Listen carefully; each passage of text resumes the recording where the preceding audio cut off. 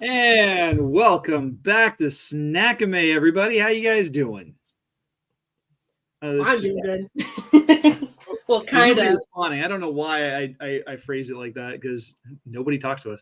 It's just us. The Jenae, how are voices you in our doing? head answer. I'm doing well. I'm doing okay. But after watching that anime, I don't know.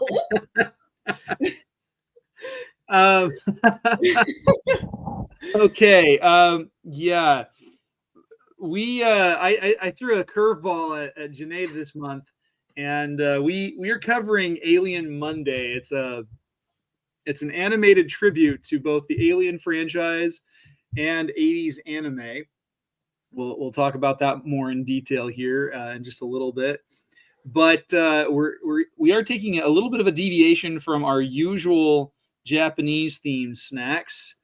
And this month we're going with eggs, specifically since it's around Easter time, candy eggs. And I personally went with the Cadbury cream egg because it kind of has that same look as the Ovomorph from the Alien franchise. Mhm. What do you have, Jenae? I have peanut butter M&Ms, Nice. and these are like my favorite peanut butter M&Ms because they're usually bigger than the regular kind. So Mm, that makes me happy. But it's been hard to find them in the last few years. Only like specific stores will carry them now. really? I Mm-hmm. find them like all over the place. Yeah. But yeah, some stores won't. Like sometimes we'll find them at Walmart, sometimes I won't. We found these at Fred Meyer, so Oh, let, let me know. I'll send you a whole case. there you go. Do you guys have like a Smart and Final or something up there where you Mm-mm. can buy in bulk? No, What about Costco? we have Costco, but they usually don't carry. They carry the regular peanut butter M&Ms, but not the Easter kind. Oh, well, the Easter, yeah, the Easter ones are a little bit harder. Mm. I kind of half expected you to have like the Reese's peanut Oh, butter. I do.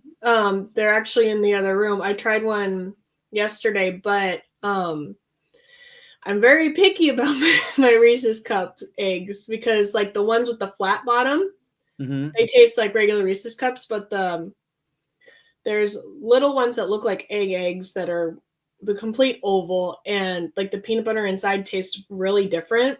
And Hmm. so my husband bought me big ones that looks like a big version of that, like what you're eating, but it's a Reese's cup, and the peanut butter inside tastes a lot different, and it doesn't taste good.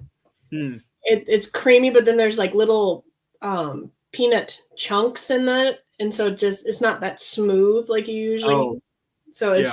it's just weird. It's the Hmm. texture and the taste is slightly different, especially and the chocolate too. So, but I Uh, do have some. yeah. I'm not picky. Chocolate's chocolate for me, Mm. but I went with these just because the shape and the color looks a little bit more thematic. I thought about like carving an opening in the top, but I'm like, no, that takes way too much work. I just want to eat them. I get that. I'm not a chocolatier. Sometimes they deshell them, so I can crack it open and then just take out the peanut butter part. That's talented right there, So gentlemen. Get you an anime waifu who can do that.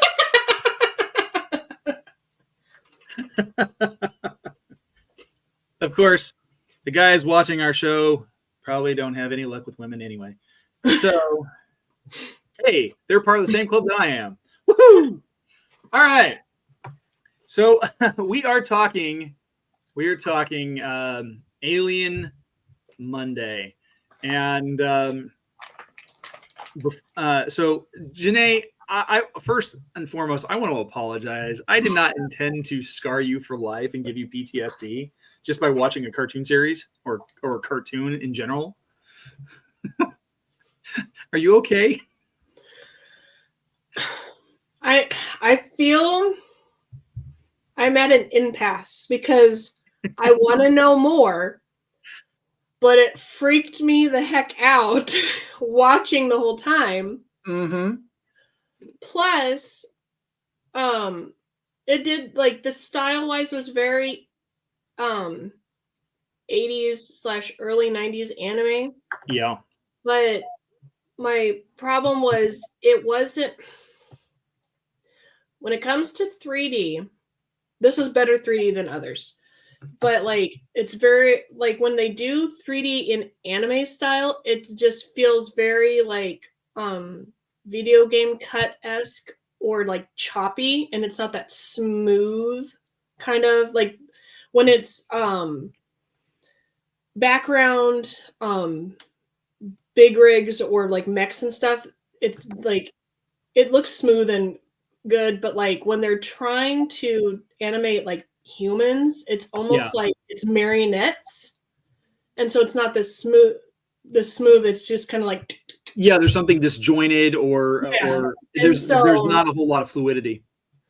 And so I was having issues with that, but I know like it just depends on the animation style and the animators and things like that. But like I wish there was more, but then like it gave me like watching and waiting gave me anxiety, and I've only seen bits and pieces of like different parts of the Alien movies. And so like I know like what the aliens look like kind of how they get hatched and stuff like that and reproduce, but like the anxiety and the tension of waiting for where the heck did it go kind of a thing. It's like, where is it? Why didn't it go away? It's like, okay, so let's back up a little bit. So before we jump into the history of Alien Monday, for those of you watching, most of the people who are tuning into this will probably have some idea, but today is April 26th, 426, which is a reference back to LV 426, the little planetoid that the first film visits in the franchise. And the whole premise of it is that the crew of the space, basically it's space truckers, but the crew of the space tug Nostromo is woken from hypersleep to go investigate an emergency signal.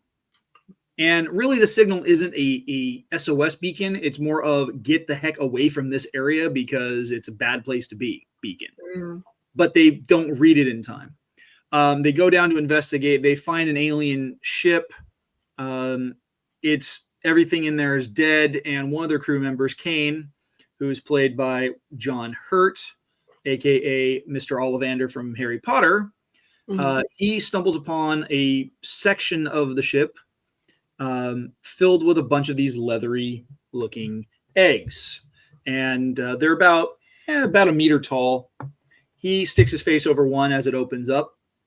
And the face hugger, which is kind of like a weird combination between a crab, spider, scorpion thing, out, latches itself to his face, melts through the faceplate of his EVA suit, and implants him with the next version of its life cycle. Like seriously, like aliens, they are like the earliest Pokemon.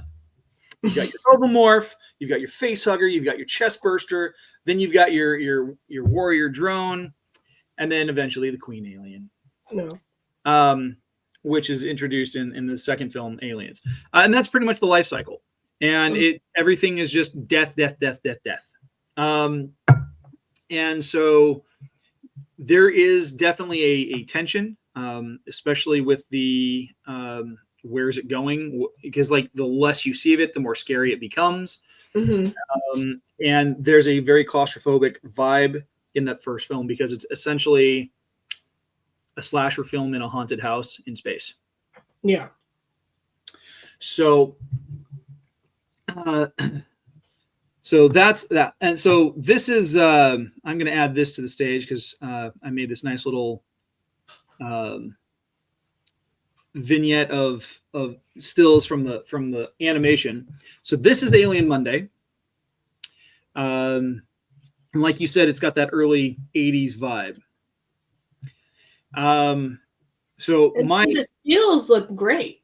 Yeah, it's when they start but the thing is, it's weird because like the alien didn't feel like it was that choppy movement like but when she was being animated and moving and stuff, it just felt like there was some little second scenes missing or something, because like her arm would just kind of just go kind of, I don't know. It was a little weird. And part of it I think has to do with the timing of it. So like this 20-minute long short, it took so the guy who did it, his name is Paul OtaKing Johnson. And he spent like something like 8 years animating this by hand. Yeah. And so over time, like you could see that, I mean, there are probably places where he improved the animation, other parts where he couldn't really improve, but he made it work as best as he could. Yeah, because in my trade school was graphic design, and one of the sections we had to do was a 30-second animation. And we had like only a few weeks to do it for 30 seconds, and you couldn't go over. You had to semi-tell a story but not tell a story. So I get like, especially if he did the hand-drawn thing, it's gonna take forever. Oh yeah. And so, and if you're only doing it yourself, that could take forever too, and especially if he has another job and if he's doing this on his downtime. So so I can see people be like, oh, why did it take so long? Animation takes a long time. It just does. And hand-drawn, even digitally hand-drawn, takes a long time. Yeah. But like, I wish, because does this is its own, like, does it tie into the franchise at all? Or is it just like a one shot? Like he's like, I'm going to make this because I like Alien. So this is not officially considered part of canon. Okay. So what it says here, I went on to Xenopedia. It's the AVP fandom wiki. In fact, let me see if I can pull this up here. Present, share screen. Boom. So OtaKing, which I guess is like him saying like he's the king of otaku or something. I don't know. Anyway, yeah, it says it doesn't give a whole lot of history other than the description of the video is that the worst day of the week. Paul OtaKing returns with more retro anime shading in this new chapter of a familiar tale. The crew of the Thanatos, a remote mining ship on the edge of the galaxy, discover the danger of undeclared cargo. And so like he released the trailer for this, which we're going to watch in just a little bit, on May 5th, 2023. So almost 2 years ago. And it was released July 23rd of last year. So more than a year passed between the time that he released the teaser trailer to the time that he released the actual video. And like there's a couple of YouTube channels that I've followed over the course of the last couple of years that start like one based out of England called Mr. H Reviews, who got really heavy into like doing lore episodes of Alien versus Predator and stuff like that. And then there's another channel called Alien Theory that does breakdowns specifically more on the alien side of things, but sometimes they'll touch on the Predator franchise a little bit and how it intersects with Alien. And both channels praise this. I have seen some videos in the last month where like there was one video ripping Alien Monday apart because of the style of the animation, how janky it looks in some places and stuff like that. And I don't understand like in that case, it seemed more like the host of that channel was just trying to rip it apart because like they don't have an artistic bone in their body. I appreciate it for what it was, because like watching it for me like was probably about as visceral and intense for you as it was for you. Yeah. Like there are times where I have to pause watching it, even in broad daylight, and I've watched this thing like 2 or 3 times, Mm-hmm. and because it freaked me out. And that's just because, like, the first time I was ever exposed to the franchise, I was 6 years old. My dad sat me down. We were watching Aliens on VHS. And for those of you listening who have no idea what VHS is, first of all, learn about, video media and its different forms. You'll do yourself a favor on that one. But yeah, we were watching a VHS copy of Aliens, and it freaked me out. And when my dad explained to me exactly what was happening, that made it even worse for me. Yeah. A little knowledge can be a dangerous thing. And so I was freaked out of the dark from age 6 until about age 16. Like, I slept with a nightlight because of that. Now, not so much. I'm fine. Yeah. I don't need light. But, and because what I did is I immersed myself into the franchise more and more and more, to the point where I've now become okay with it. Like, I've listened to audiobooks, I've read the graphic novels and stuff like that, and it doesn't bother me now. But watching this, I still got that visceral fear that popped up. So we're gonna watch the trailer here. Stop screen, and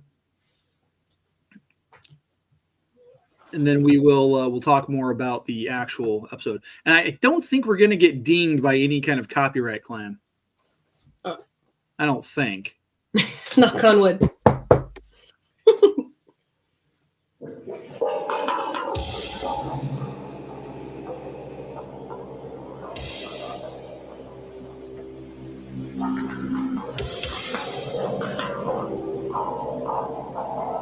Now I understand why she made that reference.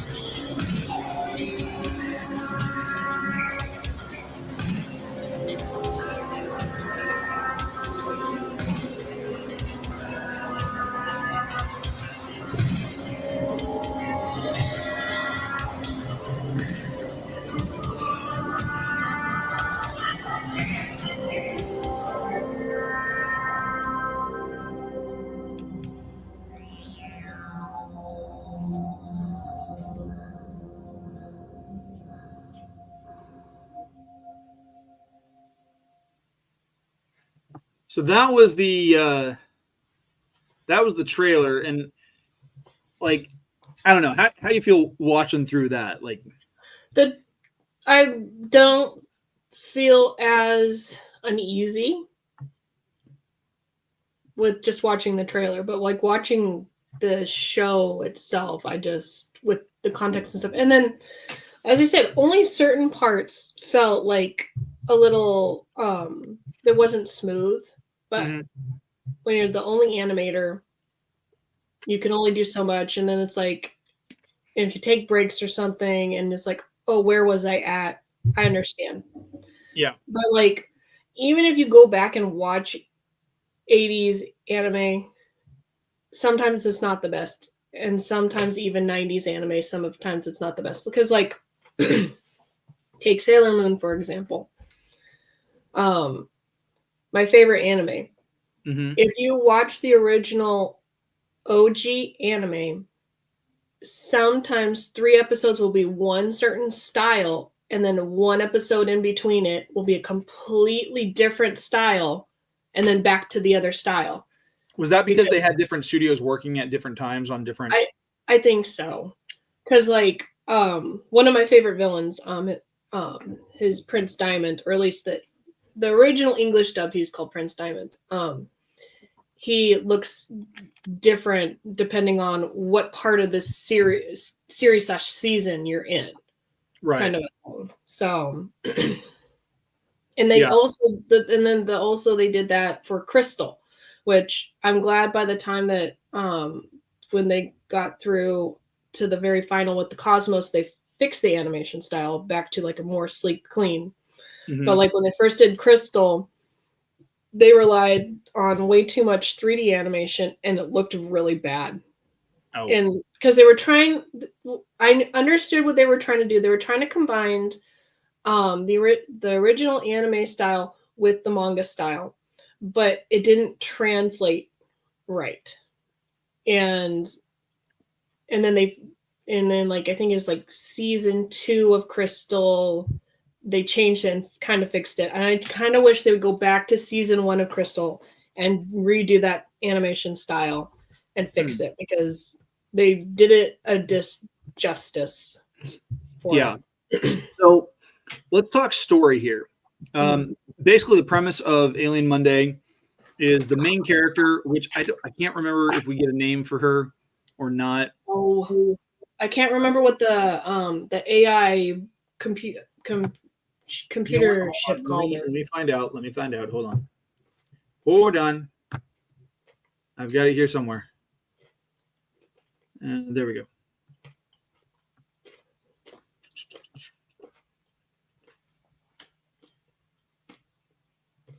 Cast.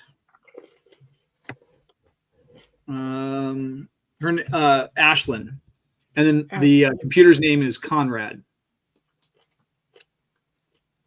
And we have Ashlyn and the computer Conrad. So Ashlyn goes searching for her crew member who should have reported in, woken her up, and told her what was going on. Mm-hmm. He's been missing in the cargo hold for 3 days, and come to find out, the reason why is because he's been dead. He had exposure to face huggers, and it chest bursted, and there is now a fully grown xenomorph loose somewhere on the ship. And she finds it pretty quickly, because like if we go back through, so like if we there we go.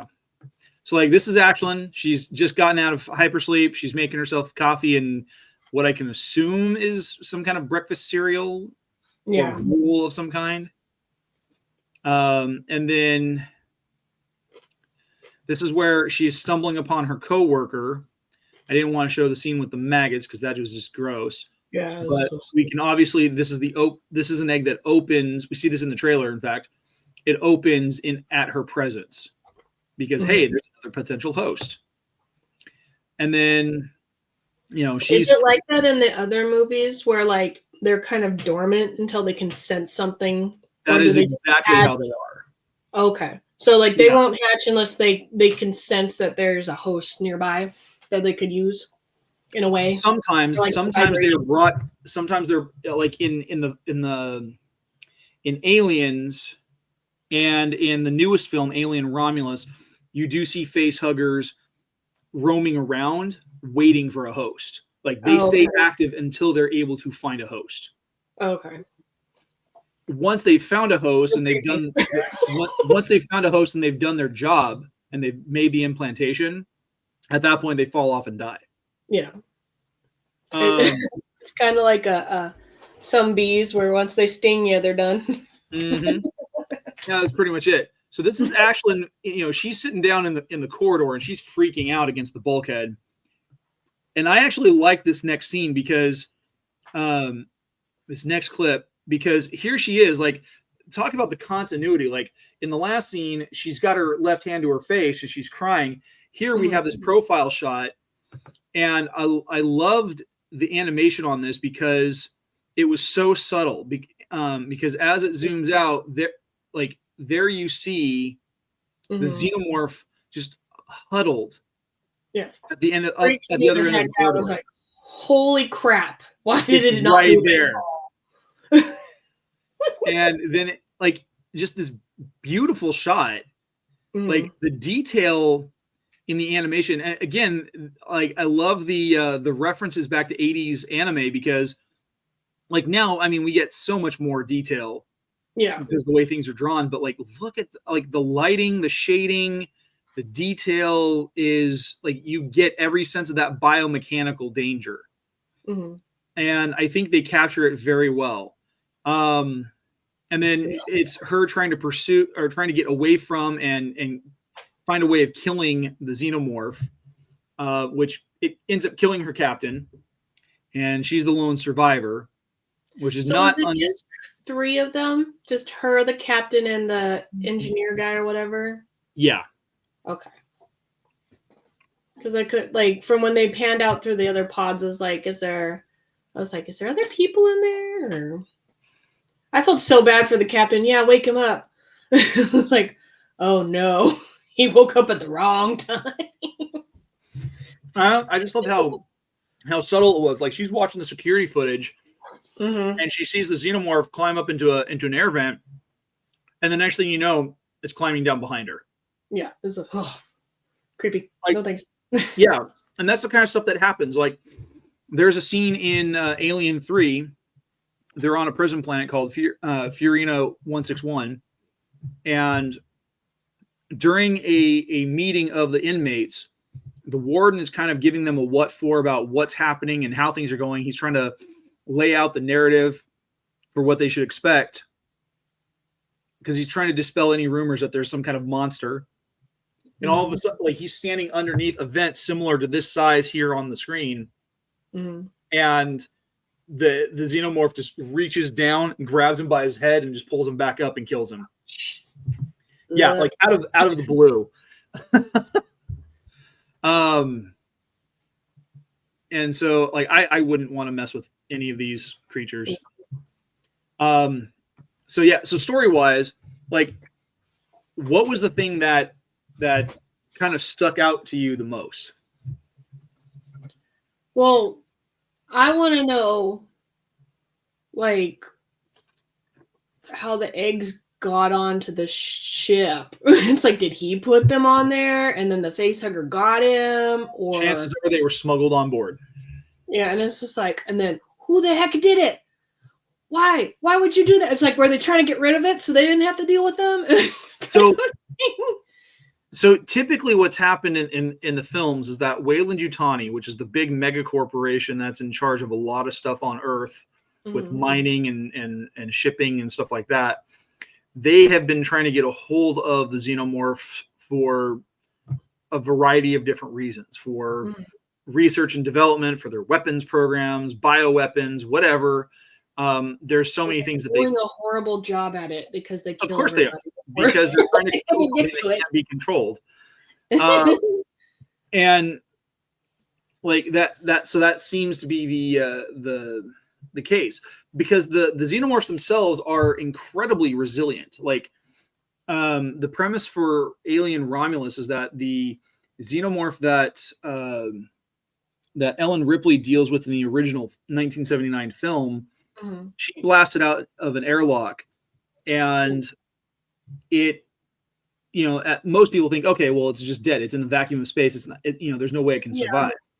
Well, no, it actually did. It actually cocoons itself in this kind of chrysalis made from the slimy drool that they excrete, because that drool it hardens into a resin, kind of like what you see with bees or termites or something like that. Okay. Mm-hmm. And so it creates this shell of resin around its body, and it survives in the vacuum of space. And Weyland-Yutani find it, don't know how, and then they wake it up because they wanted to do experiments with it.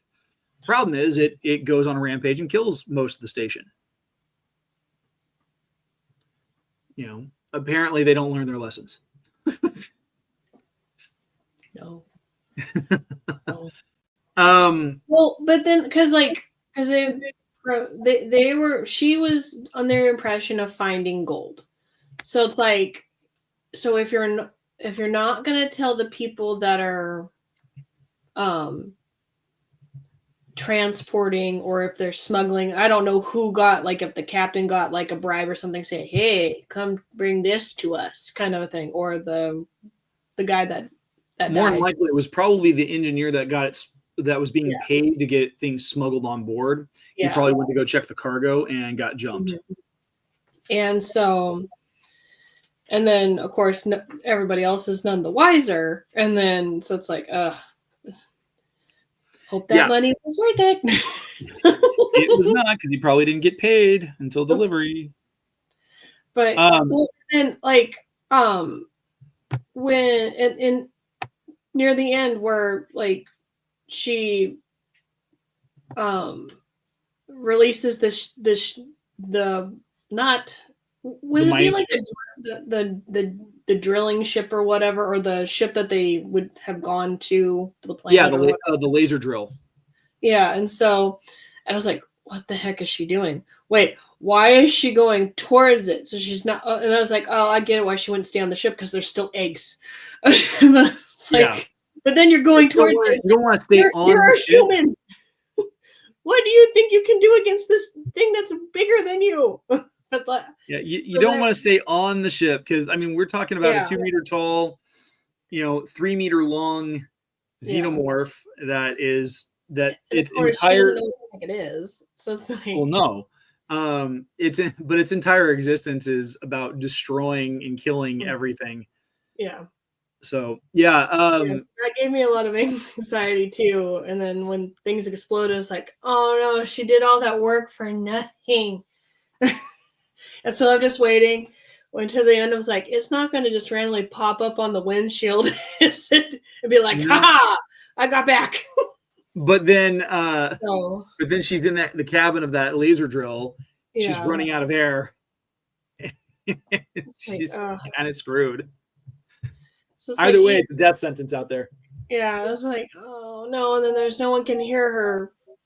Well, and that's kind of the stuff. It's like, oh, she tried so hard to fight to live, and now it's like this and what's painful death. What's funny is if you go back into the original series, like, when Ripley survives, like, Sigourney Weaver wasn't even billed as the main character. Yeah, I remember hearing that. Yeah, because Tom Skerritt, who had been an already established actor, he was given top billing, along with Yaphet Kotto, Ian Holm, and John Hurt, all of whom had major acting credits to their name. I mean, Yaphet Kotto was he was in a James Bond movie. He played the villain in a James Bond movie. Mm-hmm. So you had all these actors, and she was kind of relatively new. I mean, not relatively new. She had done some stuff, but she was mostly a stage actress. Yeah. And so, so the fact that she was the final girl for the film was kind of cool. But what's interesting is, like, she's expected to be picked up in the next few weeks as she's floating through space in her escape pod. Mm-hmm. But when you look at what happens between the events of Alien and Aliens, there's a 57-year gap. She's been floating in hyperspace for 57 years. The daughter that she left behind on Earth, gone. Which is interesting, because there is a video game that takes place in between the events of the two films, called Alien Isolation, and I've listened to the audiobook. The audiobook is fantastic. The game is probably one of the best video games for the franchise ever made, because it's done as a first-person video game. Mm-hmm. So everything is from Amanda Ripley's perspective, but it's all survival horror. So, like, you have to hide from the xenomorph as it's rampaging through the station that you're on. Light attracts it. Too much sound attracts it. Certain behaviors attract it. And you better find a save point at some point, because there's these little terminals all over the station, and they're comms terminals, and they basically act as your save point. Mm-hmm. Because otherwise you'll start back at some other earlier point. Oh no. Because there's two AIs running running the Xenomorph algorithm at any given time. The first one knows where the player is at any given time. Yeah. The second one randomizes how the Xenomorph reacts to the environment, where it's going to appear and where it's not going to appear. Yeah. And like, I have seen speed runs on the hardest difficulty setting on YouTube, and those speed runs last for 4 or 5 hours. Oh, geez. Straight through. I haven't even played the game, and I don't want to because I don't want to live that nightmare. No, thanks. That doesn't sound pleasant to play at all. No. In fact, I've watched the cutscene where Amanda Ripley first encounters the Xenomorph, and that alone is terrifying enough for me. So if this gave you anxiety, don't watch that cutscene. Let you have morbid curiosity. Well, because it's like, do I want to watch the Alien franchise now? Because as I said, I've only seen bits and pieces. The main ones that stick out to me is when Ripley is falling into the lava pit thingy and the queen's trying to come out and she's holding the queen down so the queen can't escape. So that's the end of Alien 3, which is by far one of the most divisive films in the franchise. And so, but that's the only one I like truly remember. And like, my dad would watch them, but like as I said, like I'd just sit in for bits and pieces, kind of a thing. And so it's like I don't know if I'd want to watch this or not. Technically, I mean, I know I'm an adult now, but it's like it's still creepy. Oh yeah. Well, and it's like I said, that movie stuck with me. Like there was a 1980s live action Alice in Wonderland Through the Looking Glass film. It had like Carol Channing as one of the queens. I don't remember who else was in the film, but it was all live action. And there's one scene that terrified me because Alice is going to a birthday party and she opens this gift and inside is the Jabberwocky. And the way they designed the Jabberwocky was all puppetry and animatronics and stuff like that. And for the time, for a kid's film, it was terrifying because the thing was all black and slimy and it reminded me of the alien queen from Aliens. And I'm like, nope. Is that... No, that's something different. But like, I think I remember watching that too. Yeah. It sounds very familiar. And I was like, what am I watching? But I mean, it's had its Alien has had its influence on a lot of other things in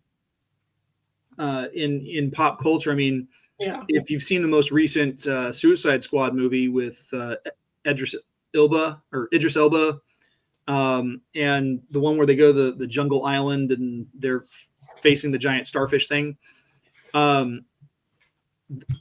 Idris Elba's mask at playing Bloodsport, like it is designed to look like a xenomorph.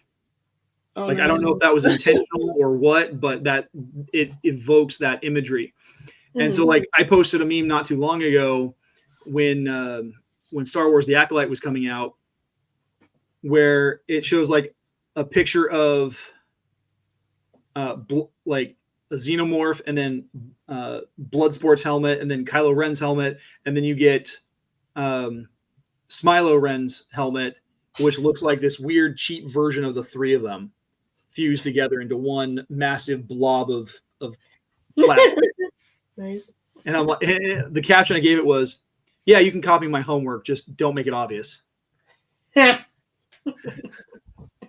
So, so final thoughts. Would you recommend this for someone to watch? It depends on the person. Like if they're into the Alien franchise and into like the 80s / really early 90s anime, sure. But like when I do recommendations for anime, I really sit and think, would this person really enjoy it? Yeah. Or instead of just like, I think they'll enjoy it because I enjoyed it. And it's like, there are certain animes that I would never put upon anybody because I don't think they would enjoy it because I enjoy it too much, kind of a thing. That's So it understandable. just depends. It just depends on the person. Like if I know someone's like really into sci-fi and really into the Aliens franchise, Mhm. I'll be like, hey, you might want to check this out. You might enjoy that. So I'm glad I watched it. I wish there was more, but I Mhm. also don't wish there was more because of the way it made me feel. Um, So if you do want to watch shorts without having to watch any of the full length movies, for back in 2019 for the Aliens 40th anniversary, mm, they 20th Century Fox, before they got bought out by Disney, they actually put out a call for indie filmmakers to make their own live action shorts. They got people pitched their ideas and their scripts and all that, and they chose 6 winners. Those winners got funded by 20th Century Fox, and like they got some good stuff too because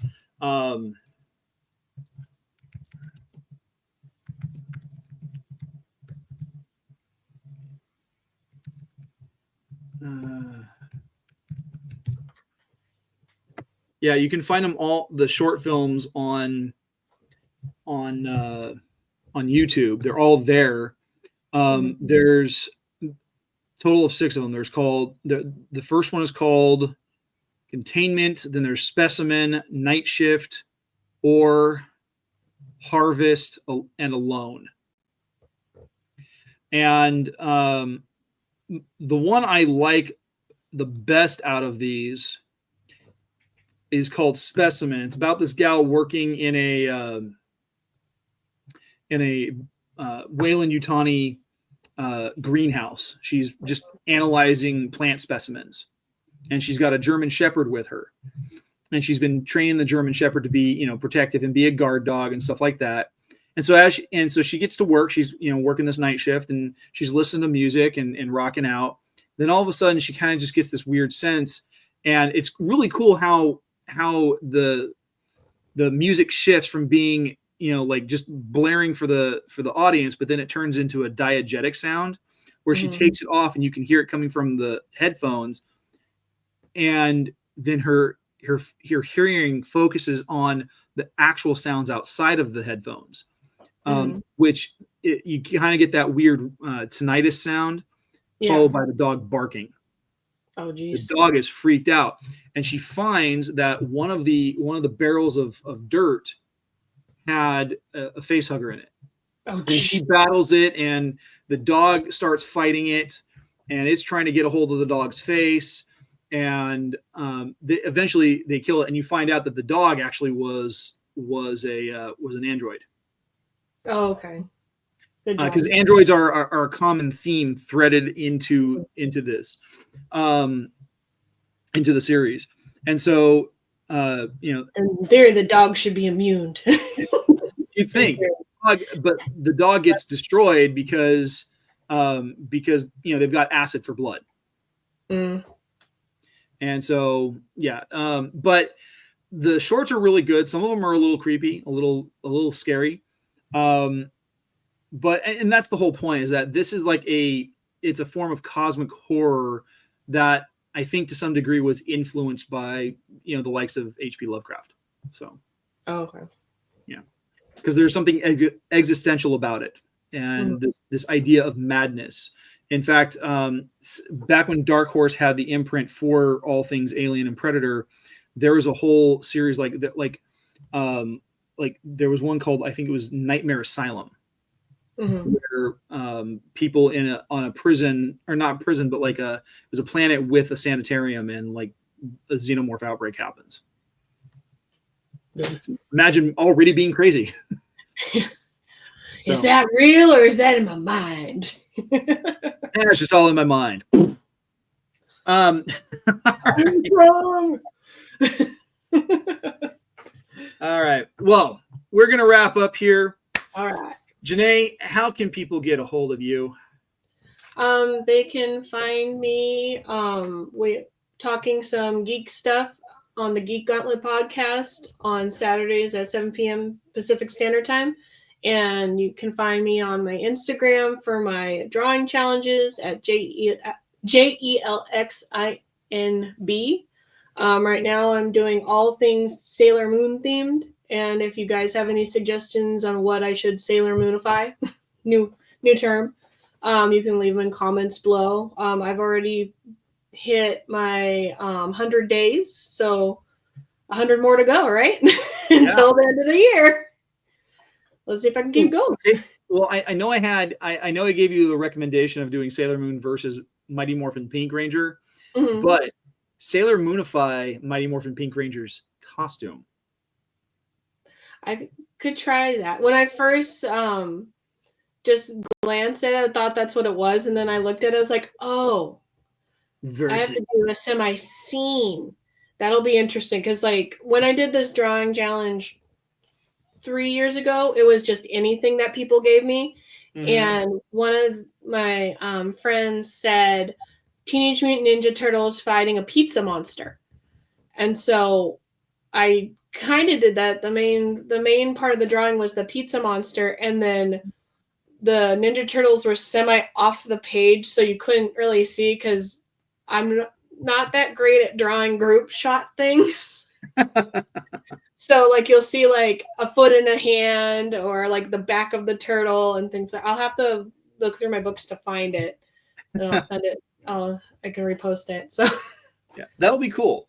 But yeah, I follow Jenae, and her art is really good. Like, she draws really well, and I'm a little jealous because I don't draw nearly as well as she does. It's all practice. It's all right. And slash lots of reference photos. Reference photos drawings look a lot better than just for my brain drawings. So all right.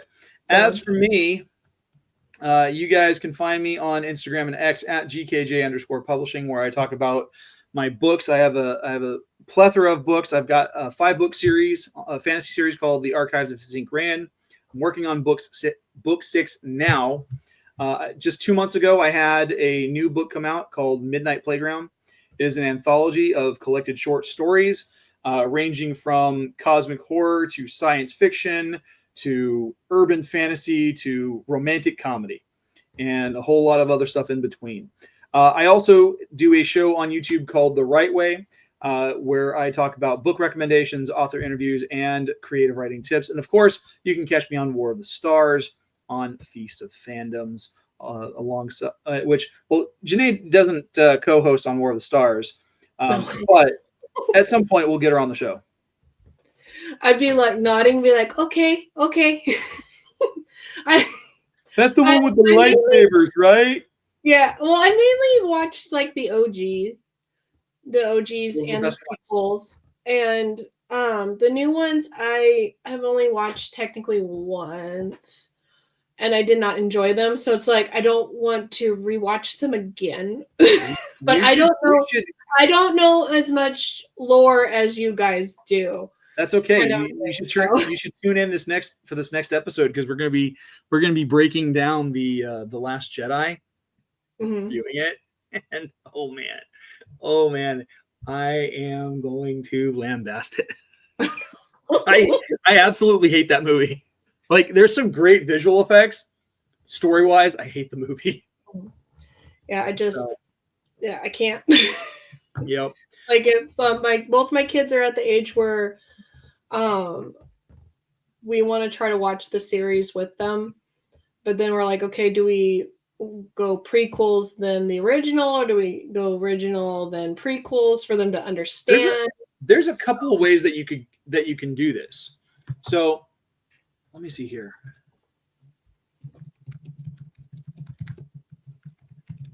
Because we just don't know if the OG would keep their attention, because then they wouldn't know the story but not know the story. Yeah.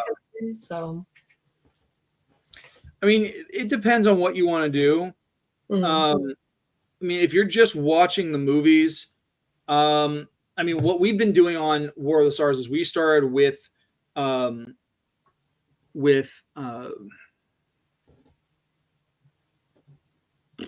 the Phantom Menace. Mhm. And so we've been watching them in sequential order. So we went Phantom Menace, Attack of the Clones. We watched the animated Clone Wars film, which was the tie-in to the series. Yeah. Revenge of the Sith. We watched Solo, Rogue One, A New Hope, Empire Strikes Back, Return of the Jedi. Last month we did The Force Awakens. This month we're doing The Last Jedi. Mhm. And then in April, which at this point we're coming full circle, just about, because we started I think in June or July, and we're hitting Rise of Skywalker. Mhm. And so, yeah, we're covering it, and we're in the trash trilogy basically. Trash. Like I would much rather watch Obi-Wan Kenobi acting against a bunch of green screens than Rey, no name Palpatine Skywalker doing whatever she does. Agreed. All right. Well, that's going to be it for us. We will be back next month. What are we going to be talking about next month? We are going to be talking about Delicious in Dungeon, at least the first 6 episodes. So, Yes. Yes. For some reason, Jenae has this penchant for anime that involves lots of food and some kind of romance. But Delicious in Dungeon isn't a romance, though. It's an advent. It's how the way Kat best described it is it's D&D, but with food. So yeah, all of his side quests involve eating random animals. it works. It makes sense when you watch it. So it is a love story. He has a love for eating. He's a foodie. The main character guy. Well, he's also trying to find his sister. He's trying to save his sister. I've already watched it. I've rewatched the first 6 episodes. I'm gonna rewatch it again for our watch, but like I enjoyed it, so I hope you enjoy it too. Okay. With that said, we'll be watching Delicious Dungeon. Next month, we'll be talking about the first 6 episodes, as Jenae said. Until then, keep on eating, keep on watching. Bye.